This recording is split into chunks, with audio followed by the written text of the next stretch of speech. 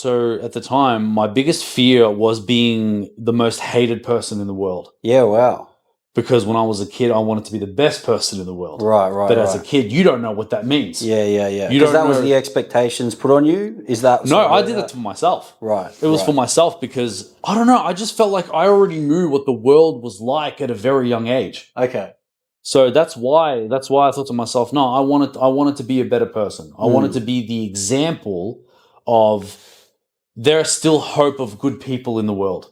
That's what I wanted to be. But then again, as a kid, you think that you got to try to put others before yourself. Yeah. And because that's cultural based as well, where you would put others before yourself and then they would do the same for you. Right. When in reality, that would only work if you're in a village or if you're in a very small country town. But if you're in a metropolitan area and there's a lot of people and like the community is not really a community. I had a conversation with a mate of mine's dad who was old school Lebanese person, right? And I said to him, I don't care what anybody says, we don't have a community. And I'll explain why. They would rather backstab and gossip like high school children than actually assist their community. And then when they go to church, because I'm Catholic myself, right? They would use the church as an excuse that they are good people because that's how they grew up to understand, because it's not their fault. I've learned later on in life about that. And I learned that, some people go to church just to be seen at church, to be seen, to be thought as they are good people because they go to church or the mosque or whatever. Yeah. Right? And even in the Bible, it says it's not what you do outside my house it's not what you do inside my house, what you do outside. And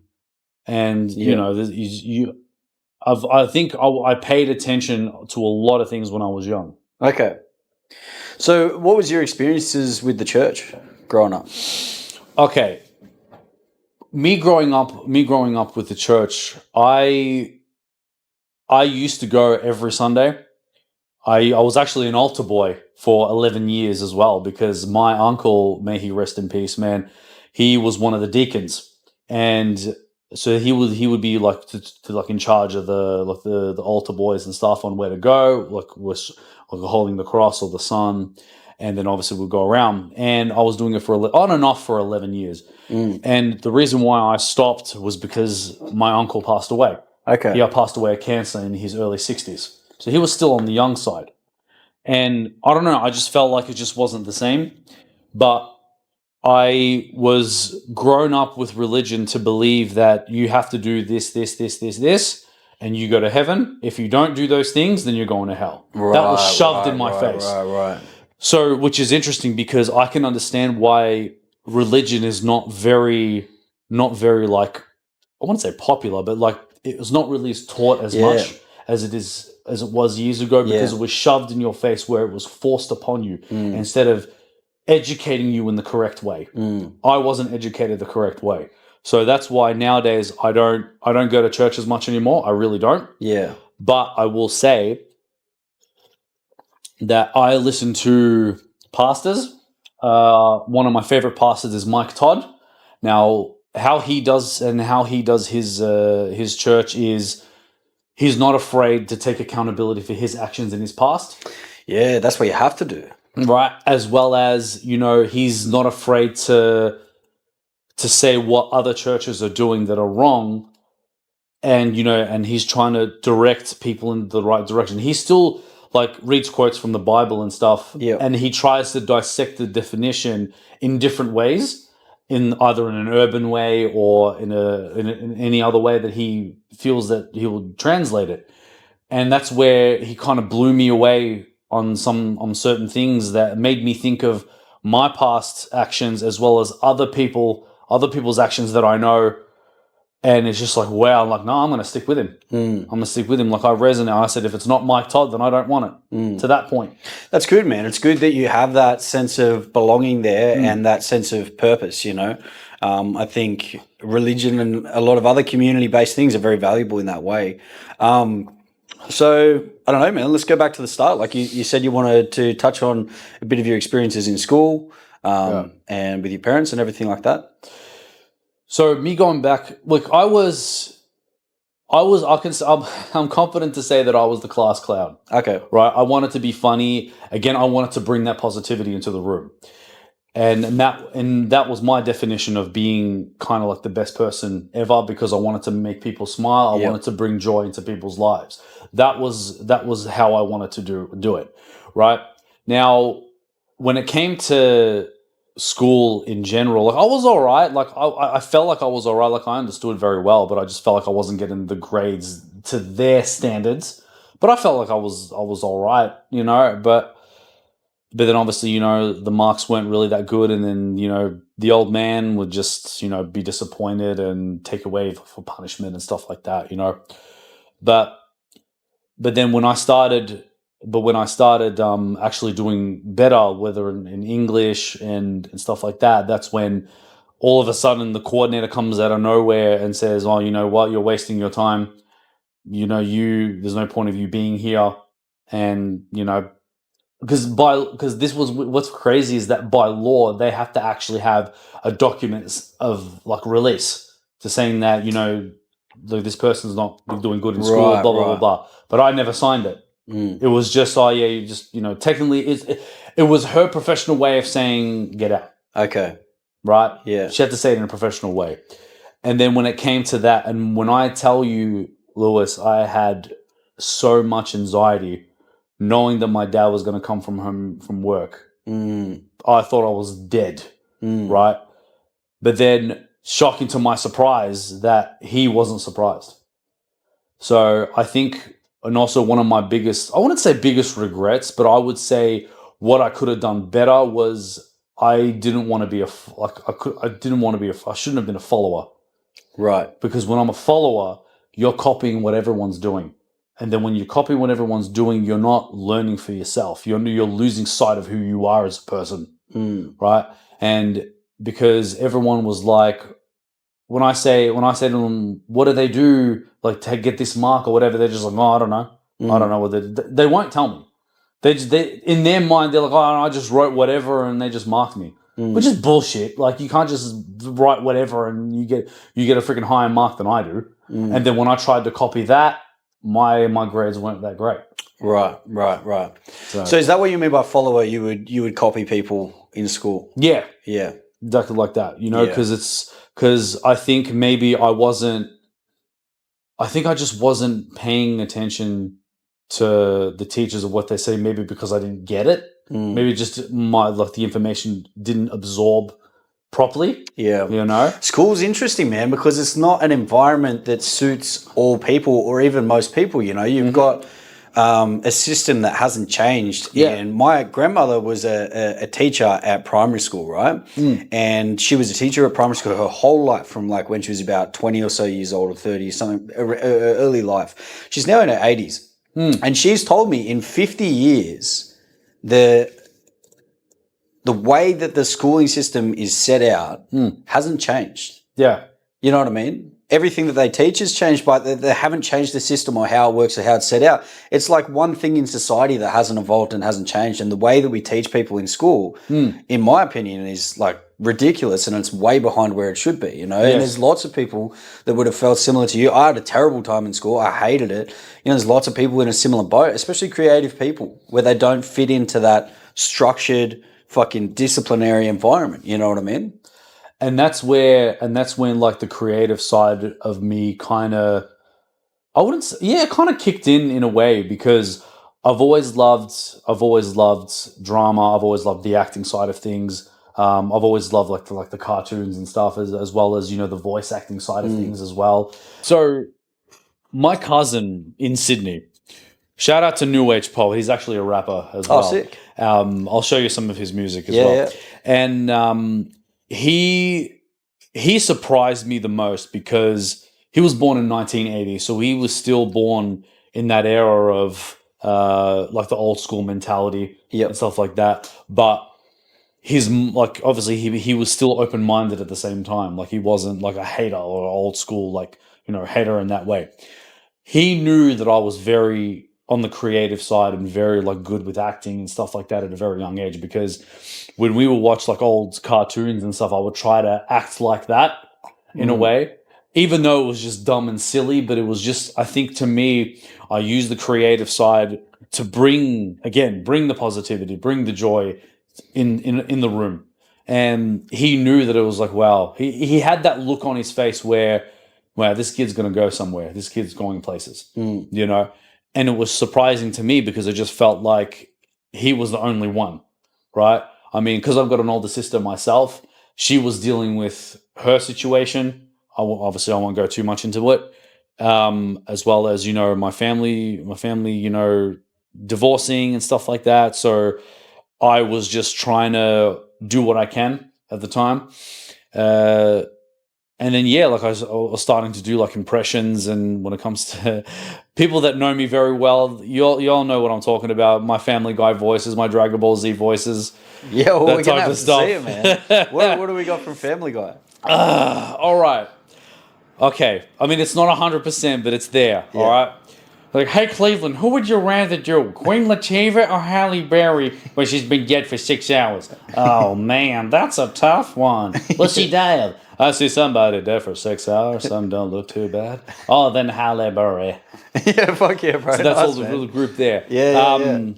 And even like with Stewie as well. Stewie was really easy to pick up because I'll get to the voice part in a second. Yep. But with Stewie, it was like Brian.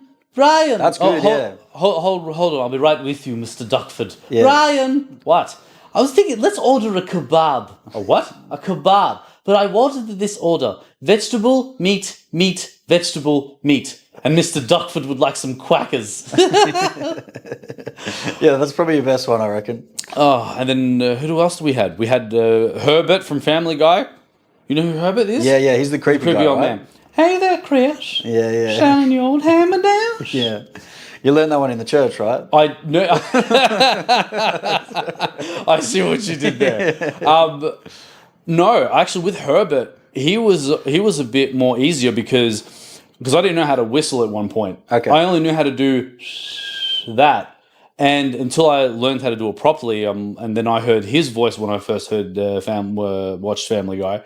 I'm just like, oh yeah, that's how you do it. You kind of raise the note a little bit, and then with the whistle and like, hey there, Lewis. I'm happy to be on discoverhiphop.com. Yeah, that's good, man. Yeah. That is creepy. You're doing that well. Yeah. No, nice, man. And so, okay, so they knew you were good with voices. Yeah, they knew that I was good with voices and everything like that, and Yeah. and then yeah, like I've always said, the voice acting was also on the list as well, but I wanted to kind of tackle other avenues as well. Like when I was a kid, I wanted to be a Hollywood actor. Oh, okay. Yeah. Right. So I aced drama. I learned how to, you know, really use my imagination when it came to certain situations. You know, like I would watch a lot of movies and then think to myself, okay, if I was this character, what would I do? How do I put my personality into that box? And how would I do it? And I kind of practice myself in a way when it comes to movement, body language, facial expressions, etc., and also transformation and all that type of stuff. And yeah, like I just became, I think just all of a sudden it just became natural to me now. Nice. You know, and but then what the most important excuse me.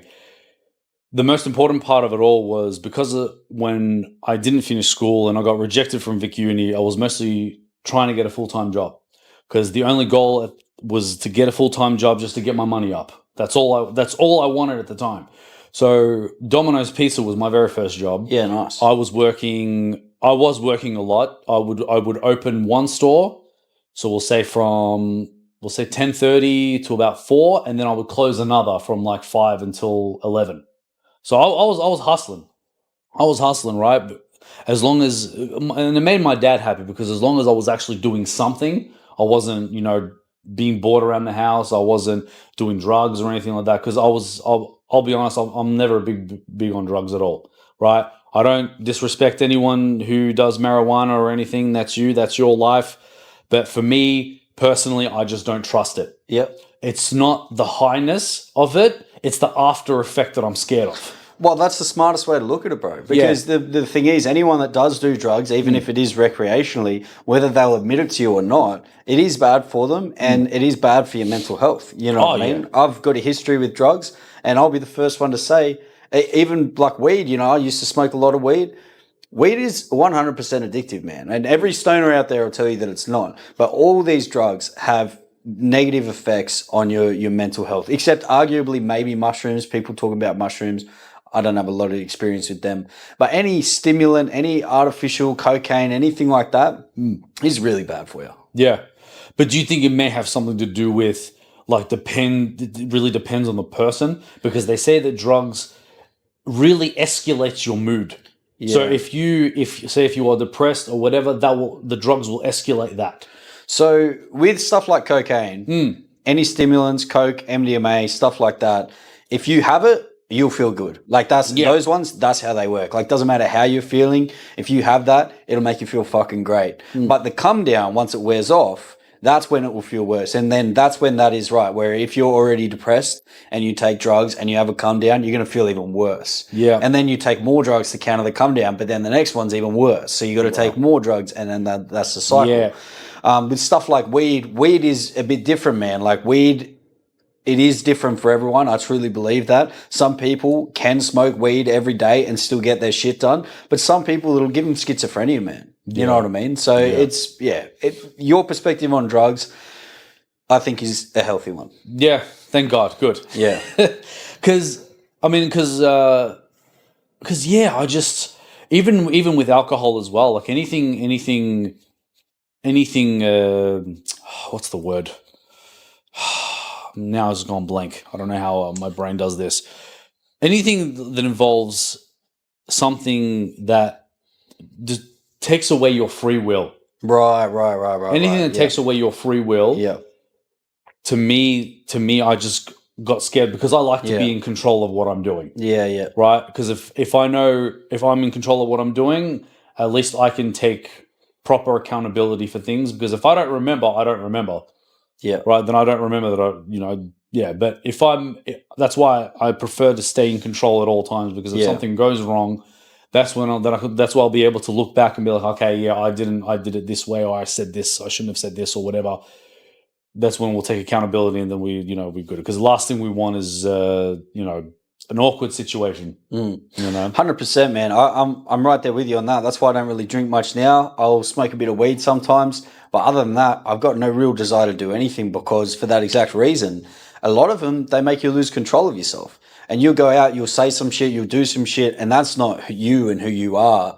But when you're on these substances, it'll allow you to do that, and that's not the perception that I want of people to have of me, And it's also when you even watch people that lose control. For sure. Yeah. That's when you look at it and be like, wow, this person's really just losing himself. Or drugs or alcohol, whatever it is, and then they expect to, well, I don't remember it, so it doesn't really matter now, does it? They have that mentality when it's like, because in the religious world, it goes to saying like this: if your free will is taken away, if you take away your free will, then that's an opening for the devil to commit crimes. Right. Because you don't have control. Yeah.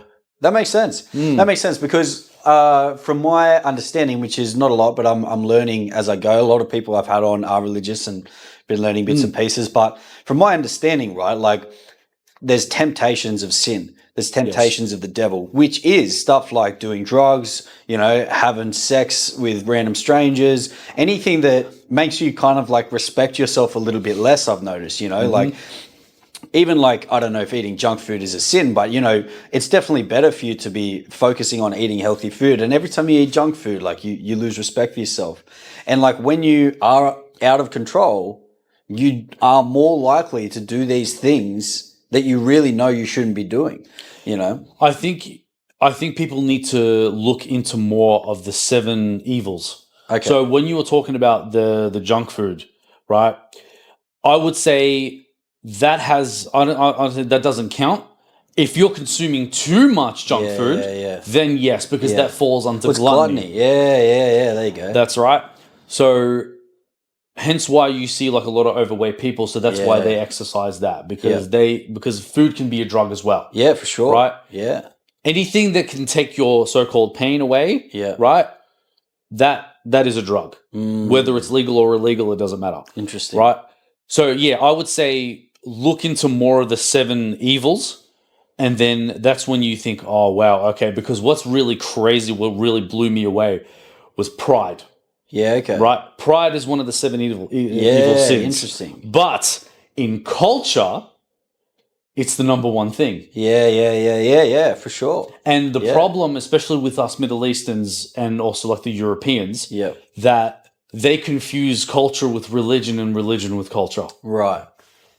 And that's where kind of like it clashes. Yep. Because it's like we want to do what we want to do in the eyes of God, but you know the culture is kind of like no, this is not what we do in our culture. Yeah. But then it's like, well, we're doing like it's just too many questions that no one's asking and no one's answering. We're just kind of smiling and nodding and just following orders, basically. You know. Yeah. What's interesting, man, a lot of people do that. I remember seeing this study a little while ago. It was like it was a documentary on YouTube, on Netflix, actually. It was fucking insane. So basically the premise was they set up this whole fucking charity event. They set up this whole big thing. Everyone there was an actor except for one person, right? And that one person was like someone high up in some business or something. And he was coming there to the charity event. And they staged this whole thing where I can't remember. Oh, that's right. So something happens in the event. This guy that is the CEO type guy gets lured out by one of the actors, and they go out the back. Anyway, one thing leads to another, and they end up killing this guy accidentally. Like he falls down the stairs or something. They pushed him down the stairs and he dies. And then again, it's all staged, and they're like, now the actor guy that's taken this bloke away is like trying to convince him, oh mate, we've got to take him upstairs, we've got to fucking dispose of the body, we've got to do this, we've got to do that. And he's like taking control, he's being the authority in there. The other guy that's not the actor is freaking out because, you know, someone's dead and all this. And so he's in this vulnerable position. And it's just, the whole thing was like to show that human psychology, like you think you make your own decisions, you think you're free will all the time and you're fully in control, but almost anyone put in that situation can get talked into disposing of a dead body and committing an absolute felony. You know what I mean? Yeah. So it's crazy, man. Like, yeah, people follow orders, you know, without even realizing. Sad world we're living in, bro. Yeah. Sad world we're living in. But there's positives too. Like, I mean, I think that's just something to be aware of. You know what I mean? That you may not always have the control over yourself that you think you do. Yeah. You know? Well, one of my favorite rappers, E40, okay, said this. He goes, choose your leaders wisely, because not all of them are going to follow you in the right direction. Right. Choose your leaders wisely because they're not going to lead you in the right direction. Yeah. Right. You're not going to follow, and you're not going to. You don't know if they're going to follow in the right direction. Right. Right. Yeah. He said it in a different way in a different song, but how I've dissected it, that's what he means. Yeah. It's basically, you know, just follow the right leader. If you choose to be a follower, follow the right leader. Yeah. I mean, we all are to some degree. I think anyone that's not is not being honest with themselves, because I think there is nothing wrong with looking up to people and learning from those people. But you know, it's very healthy to be your own leader as well. You know? Yeah, of course. Even when you don't know how to, you just got to, you know, try. Because I used to be a manager myself. Yeah. I used to be a manager. I used to do car rentals. Yeah, okay. So I have a lot of stories there, especially at the airport. Yeah. So when I used to be a manager, like I did not know how to lead. Right. Whatsoever. Interesting. Right. And this is where God has always been in my life, especially in this area as well, because one day when I was at my bottom, right, I didn't want to do drugs. I didn't want to do any of that. Because I seen what it does. And I said to God, I said, I want to be stronger. I want to be more, you know, I want to be more confident. I want to be, you know, I want to be better, you know. And he put me in a situation where I have the opportunity to be better, right? It's uncomfortable. It's like, it can be frustrating sometimes, but then once I go through it, that's when I'm like, wow, I have all the knowledge, I have all the wisdom right now. because of what I went through. Because when I promoted at my job, there was no area manager and there was no manager, right? So I was assistant manager, right? So I had to play the manager role, and there was none of that for 2 weeks. So I had to be. So it was the definition of sink or swim. So I had to be like, okay, I had to figure out how to be a good person and a good boss. I had to balance that, right? And it was so hard because I didn't want to sound like a boss that just gives you orders all the time, not explaining why, but that's why one of my staff members, she's a good friend of mine, her name is Steph. I'm so lucky that we went to school, so we already knew each other. So that's when she said to me, Martin, you're the boss. Just tell me what you want me to do and I'll do it. Okay, I need you to do this, this. Done. That's it. And I'm just like, wow, okay. And that's when slowly I realized, I'm like, okay, there's a difference between being a good friend and being a good boss. Because being a leader and a boss are two completely different things. Yeah. Being a boss is when you are ordering people and then you're not doing shit. But a leader does it with you. Right. Yeah. For sure. And a leader, I think this is, and it's interesting that you said when you were a manager, you didn't know anything about being a leader, because I have found that in most places I work at, and it drives me fucking crazy if I'm honest. Like, most of these people that are there telling me what to do, I look at them, I'm like, you don't even understand what it means to be a manager. Yet for some reason, this company has selected you to be a manager because you understand the industry and the ins and outs of the workplace. But clearly they and you don't understand that a manager, you're managing people. You need to have good people skills. You need to be able to get people to respect you and willingly follow you. It's one thing to understand how the business works, but so many managers lack that leadership aspect. And without that, your team is never going to look up to you, never going to willingly follow you. And there's always going to be that tension between you and your team. And the biggest thing is respect. 100%. And it has to be earned. You can't demand it. People would always say to me, no, you have to respect the position. I'm like, no, fuck the position. Person in that position should be learning how to earn respect. You know what I mean? And that goes both ways. Of course. You should never disrespect your boss. Absolutely. Especially if you want the workplace to run fluently.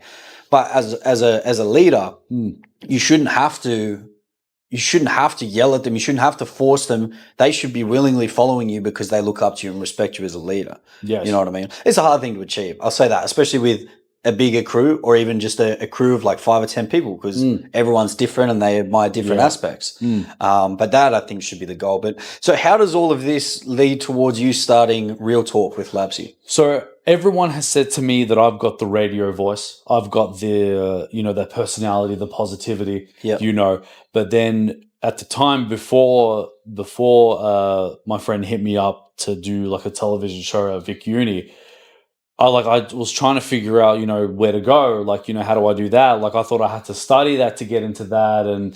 But then when I got comfortable in my car rental job, that's when I got the call. Okay. And then he was like, you want to be a part of a TV show as a part of the project and what I'm studying? I said, yeah, Victoria University, just meet me here, blah, blah, blah, blah, blah. I said, done. We go there.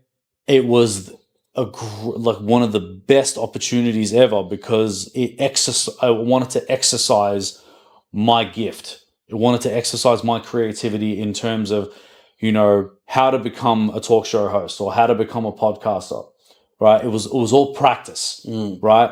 Being in front of cameras, being, behind the scenes of, how to monitor, switching cameras from here to here and, that type of stuff. So I learned all that. That's good. Free, by the way. Yeah. Nice. Yeah. But yeah, and that's when, I was doing like these little movies and stuff like that with a few friends, and one of them happened to be the owner of Fresh Student Media at the time. And he says to me, he goes, yeah, if you want to join in, we're gonna be at Victoria University mid-year, trying to get people to join us and stuff like that. So I went there, and I would help out, and then that's when I said to him, I want to join. I want to have my own radio show or talk show, and then and he's like, yeah, sure, just sign up. It's only like, about $50 for the year. And, we'll get you started. I'm like, sweet, cool. and they gave me everything. They gave me like the couch, they gave me the chair, they gave me literally a stage, basically. Nice. Right? There was no audience or anything like that, but obviously we were recording stuff, but it was just a full stage, chair, couch for the guests, and yeah, but I recorded probably we'll say three episodes. Yeah, okay. And it kind of sucked though, because when I went my own way, I didn't have access to any of those. Right. And then the whole page was deleted on YouTube. Right. So I lost everything. I didn't even get a copy of it, nothing. No way. No matter how much I asked, I said, can I get a copy? Can I get a copy? He's like, yeah, we'll get it. Did not get nothing. Wow. So, and after all the backstabbing as well as the dramas there, and because I was working full time, so I wasn't there a lot. I was only there just to film my show, and that was basically it. Yeah. So I wasn't aware of what was really going on Right. when I wasn't there. So it turns out the owner was owing a lot of money to a lot of people. He was a good seller. I'll give him that. He was a good seller. He knew how to promise, but he wasn't sticking to his promise. Yep. Yep. Right. So which caused, and it's actually interesting because that's how I met. I don't know if you're familiar with Jiggy. Jiggy, that rings a bell, but I'm not. He's too sure. he's a part of the group Under Oath. Okay. I'm not sure. No. Yeah. But that's how I met him. Right. Okay. Right. And then so we all went our own separate ways, and obviously this was when COVID hit as well. And then that's when I'm just like, well, what do I do now? I'm just working full time, which is good, but it's like, you know, I did go through a little depression a little bit because I wanted to be creative. I wanted to, and that's when the epiphany came to me, because everyone was doing things digitally. So I'm just like, I'm looking at my phone, and then because I sometimes watch live videos as well. And I'm thinking to myself, because this was when recently Instagram allowed people to join your lives. That was when they updated that. Right. So, and then so probably around like a few months into that, that's when I was just like, why don't I do that? And then that's when it kind of hit me as well, because social media is if you use it properly, by the way, is the best avenue to build connections and networking overseas. Yeah, for sure. Right? And that's what gave me the idea. I'm like, okay, well, how am I going to do this? How am I going to, okay, well, maybe if I join maybe some people's lives, maybe that will work. Right? Well, then obviously I just introduce myself, and then we'll see how we go. I would say one of the biggest live that I've ever been joined upon, which I got very nervous and I could not get my words properly, was Kevin Gates. Oh, wow. Kevin Gates. Yeah. He picked me out of 4,000 people that were watching his live. Yeah, wow. I still have the photo, and I'll send it to you as proof. Yeah. Because I think that he was talking about how, you know, if he wanted to do Hollywood acting and stuff like that, you know. And I remember I said something, I don't remember, but then that's when I took it as a shot. Like I was just like, 4,000 people, they ain't no way. It's a needle in a haystack. Yeah. So I'm cuddling like in my bed, like, you know, pajamas and stuff. Yeah. And then all of a sudden you just see that little circle loading. I'm like, there ain't no way. Yeah. I'm like, and I'm just shocked. I'm like, and when I tell you my anxiety went through the roof, like, I don't know what to say. Like, what the hell do I say? Yeah. Because, like, you know, I'm Australian, they're American. What do I say? Yeah. You know? But then I kind of like pushed through. I just kept talking. I just said, first of all, Mr. Gates, thank you for, because I'm respectful. Like, they're coming from the cultural world. You address them as Mr. blah, blah, blah, blah. Right? So I said, I want to say thank you, Mr. Gates, for choosing me out of 4,000 people. And then, yeah, we just got into a conversation. He was so cool. Oh, cool. He was so cool. Nice. He loved my accent, bro. Yeah. But then, I said to him, like, you know, when are you coming down to Australia, mate? Like, you know, we miss you. Come on, get there. And then he's just like, man, he was just giggling, bro. He's like, man, I love your accent, man. I said, bro, I'm gonna come there soon. Don't worry. And God praise. You know what I mean? Yeah. And we were just, man, I wish I can remember the full conversation, but when you have the opportunity to being, talking with someone, one of your favorite artists and stuff, like you just get lost in the zone. Yeah. I think. Yeah. Oh, for sure. And then even after that, that's where it gave me that the blueprint of this is how I'm going to do it. Yep. This is how I'm going to do it. So I said, all right, this was luck, because if I try to go for the big dogs that have like millions of followers, there ain't no way I'm gonna get in. If I do, cool, but I can't have that expectation that's going to happen all the time. Yeah. So I had to kind of go in the middle, right? So I'll give you an example. Miller, shout out to Miller, man. He's doing a fantastic job going in Hollywood right now. He's doing fantastic. This man, busy. He knows E40 personally, and he's done songs with him as well. Oh, nice. So I had the opportunity to have him on my show as well. I just said the most respectable thing. I was like, hello, Miller, just letting you know, I'm saying I'm from Melbourne, Australia, just showing love, blah, blah. He responded. I'm just like, he's like, oh man, thanks for the love, blah, blah, blah. And I said, well, if you are comfortable, I do a show called Real Talk with LABZY. I do it through Instagram Live, so that way your audience can kind of view in and get to hear a little bit more about you for the ones that don't really know you as well. And then we'll have that conversation. He goes, yeah, fam, let's set it up. Da, da, da. And we were just conversating, and he was on my show, and I even asked him, like, how, what's E40 like in person? He goes, man, everything you see on TV is exactly the same as in real life.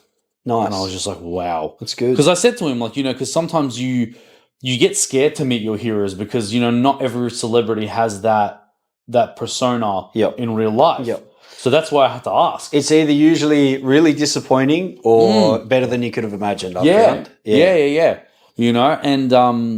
then we had the conversation. We ended up turning out good friends as well. Nice. And because he actually helped me get to the next step. Yeah, cool. Because there was a moment where when I was about to, because I got over my car rental job, I wanted to just get out because it was just too much now, and I wasn't getting what I paid for. So sorry, what I'm getting paid for. And I hit him up. He goes, and we did a video call this time, and he said, man, if you feel like you want to make the next move, just make the next move. He goes, as long as you have God by your side, you'll be okay. Right? And that's when I'm like, yeah. Like, I was just scared, because if I go to another job and that doesn't work out, I'm back to square one all over again, because that was one of my biggest fears as well. Because that means I'd be forced to use the money that I saved to survive. Right. Yeah. Which has happened before. Because there was a moment where I lost my license, and if you're doing car rentals, you have to have your license because you have to drive the cars. Yeah. And because I didn't have a license, that's when I had to be forced to quit. And then within 6 months, I had to use the money that I worked hard for to survive. And then by the time I got my job back, I was at zero. So that's the part I didn't want to get that again. And then that's when I had to be like, okay, I'll go to the next step. Made the jump. I'll go into an easier job where I'm working 6:30 to 2:30. That way it gives me more time to work on the show.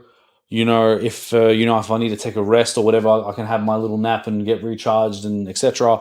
And I feel my mental health has become so much better. So much weight has lifted on my shoulders. And having that conversation, having that person that I didn't think I was going to be friends with, because I'm a fan of his music as well. And knowing that, it's just like, wow, God is really directing me in the right direction. Nice, man. And it's just, and not just with Miller, like even with my boys from New Jersey. Shout out to Punch Drunk ENT, Swaggy No Waggy, and Just Dan. They were on my show last week actually, because they were trying Aussie snacks. Oh yeah. And they loved it. Yeah. I got them to try the Vegemite with a spoon. Oh, with a spoon?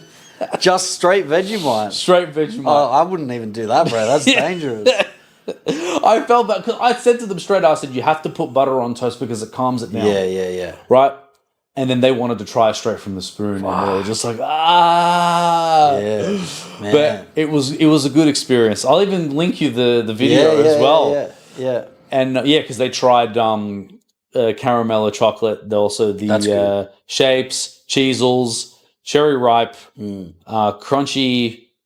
Yeah, just all the most popular ones. I'm just kind of sad though because they didn't try Maltesers. I really wanted them to try Maltesers and pods. Yeah, pods as well. Pods are good. But yeah. So where did you get the concept for what you were going to talk about these people with and who you were going to try and talk to? You know what I mean? Okay, so the idea of Real Talk with LABZY was all creative based, where I wanted to know how did you get your creativity from, and what motivated you to go on this path for this creativity, and and what obstacles you go through when it comes to getting judged by the path, or whether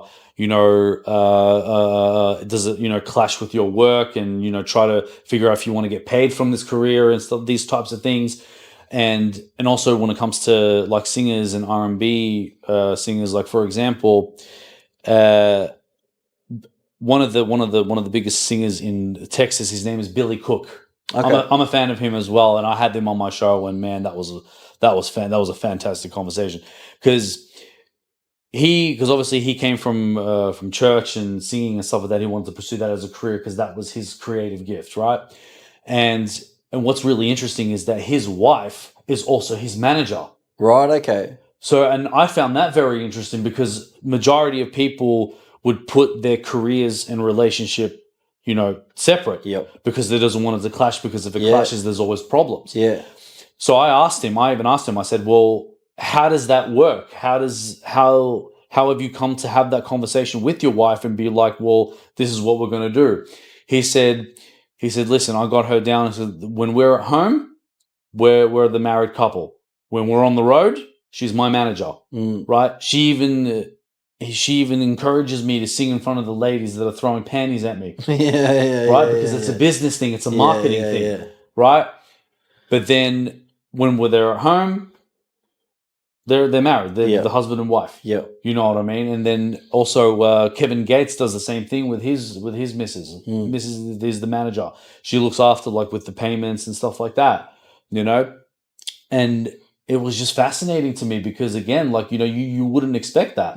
But those types of stories make it interesting that whatever creative path that you're on can make these types of stories even more interesting. Yeah, for sure. Everyone's journey is different too. That's what I find about creative endeavors. And that's what I find so interesting. Everyone's looking for the way or the path. Like, what do I have to do? You know what I mean? But there's no one way to achieve your goals, especially in creative fields, because usually if you're doing it right, what you're trying to do, no one else is really doing that.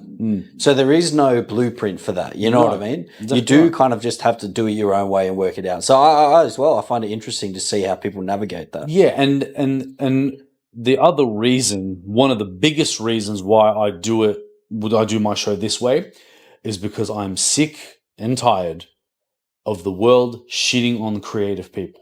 Oh, yeah. I'm sick of it.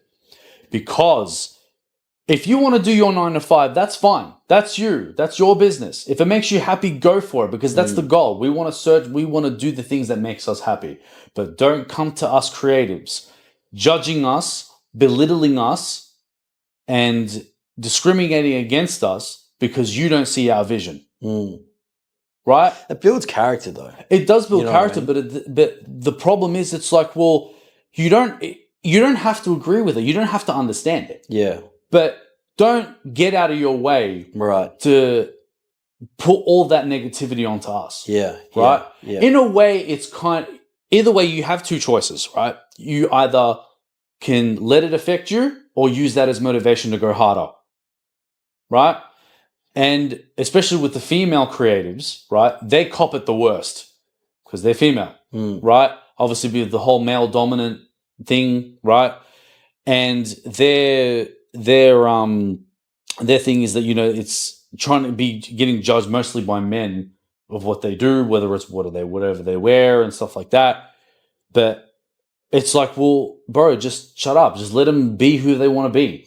Just let them be. You know what I mean? Why do you need to? I just don't understand. Like, again, you don't see the vision. If you don't see the vision, that's fine, but just don't shoot that negativity at them. Yeah. Speaking of Australia too, right? Tall poppy syndrome. Yes. Yeah, I agree. I hate it as well. And I think it's hard to figure out why it's here and how we get rid of it. You know, Greeley was saying to me that he thinks it comes from Australia's history. You know, we have a big cultural cringe, and he was explaining a lot of stuff to me that I don't fully understand about the origins of tall poppy syndrome here. But I don't think it makes any sense at all. You know what I mean? I don't think it helps anyone. You know, if we were to help each other and support each other, we would overall have more success in the country. Yeah. You know, but while ever there's that famine mentality, or not even famine mentality, but it's like, I'm not doing what I want to do, so you shouldn't either. Yeah. You know what I mean? It's just, it doesn't help anyone. And then but the one thing I just don't understand where that mentality has come from. That's where I'm still trying to understand. Right. Because I don't know, it may have something to do with, like, say if you're doing all of this, right? That makes you happy, right? Yeah. Why do I have to be angry because I hate my life? I don't know. I'm not doing what I'm doing, but I want to bring the negativity on you because I want to bring you down. Yeah. How does that make sense? I don't get it. No. Oh man, I don't get it either. Crazy. But I really it also don't. it doesn't worry me anymore. Like Neither does. It's just for me. It's like I've learned that as white noise. To me. Because I know where I'm at now. Yes, I'm not as big as I want to be, but when I tell you where I've started to where I am now is a very big progress. Yeah. Very big progress. And that's years. Yeah. Not months, years. And now I'm in a position where I'm very happy. I'm very happy where I'm at. Like, I've got connections overseas now.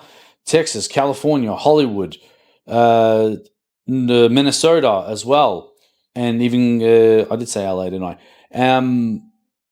Yeah, just all these other places. Even I've got a friend in Latvia now. You know what I mean? And it's just like all because I did it my way. And so I'm like, why should I listen to people that don't see my vision, that hate? I can't say hate themselves, but like hate their position what they're in, that they put themselves in. By the way, why should I listen to that when I know that? Because I'm a big believer in karma. Karma does exist, right? Once I really learned that when karma exists, you have to try not to, what I like to say, feed it. You don't feed the negativity. Yeah. Because if you feed it or try to stop it yourself, karma will come for you instead of that person that was originally karma was going to go out for. So you just let it be. As difficult, as frustrating as that might be, let it be. If you had one piece of advice to give to someone that is in the position you were in when you started your journey and you were faced with all of this, what would that piece of advice be? Always learn. Always surround yourself with creative people, because that will motivate you to be creative yourself. It doesn't have to be the same as you, because one of the biggest crazy things is that when I said this to myself, I wanted to be surrounded by creative people. The very first one, I love her to death. She's amazing. She's incredible. Yeliz Akildiz. She used to live in South Melbourne. Oh, okay. And now she's living in America. Nice. Right? She does cosplay.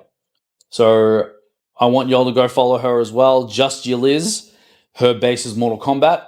She does the cosplay for Mortal Kombat that she makes from scratch. Yeah, cool. Everything was from her bare hands. Every new game that she plays, 'cause she's a gamer as well, while I'm watching her, like, because she does Twitch and Discord and stuff like that. Yeah, okay. I'm looking at her and I can see her brain kind of like working, like paying attention to little details of costumes and stuff like that. And that's how brains work, right? Yep. And she has over 40,000 followers. Nice. 40,000, and 70% of that are from the US. Yeah, right. Yeah. right? And that's when she's done so well, and she's inspirational herself, because she was like, you know what, Australia's not going to give me what I want. I need to think bigger. I'm going to America. But please understand, she was building her catalog when she was here. So she was doing cosplay. She was getting invites to like gamers like Warner Brothers and that type of stuff because they recognize her work. Nice. So she was building herself, so she was comfortable, but she wanted bigger and better. So she went to the US. Obviously, she's married now. She's married in the US, and so she was doing her best, because trying to get the visa over there, or residency over there, she had to wait 3 years. Yeah, okay. So it's a long time. So, but I did what I could to support her, because I chose to. I didn't want anything in return. I just wanted her to be happy, right? Because we got along very well, and then and that's what made me devote myself to, when it comes to creative people, and I get along with them very well, I want to support them. Yep. Right? There's no specifics on whether they're male or female. I'll like and share and comment everybody's as best as I can. Yeah. Right? And it's because that, and again, I don't want anything in return. Because it's a reflection of who I am. And again, going back to being the best person in the world. Yeah. Yeah. And it's just the little things. Yeah. And I think also another advice, sorry if that took so long, by the way. No, that's right. That you just got to trust yourself. Yep. That's the biggest thing. Trust yourself.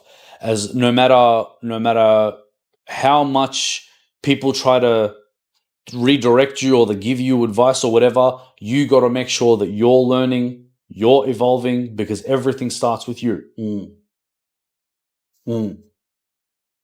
Yeah, I think that's beautiful, man. Yeah, that's nice. Thanks. I think trust yourself is a good one, and back yourself as well. Yes, I think there's a big problem, and I definitely have experienced this, is people not believing in themselves. If you don't believe you can do it, no one else is going to believe you can do it.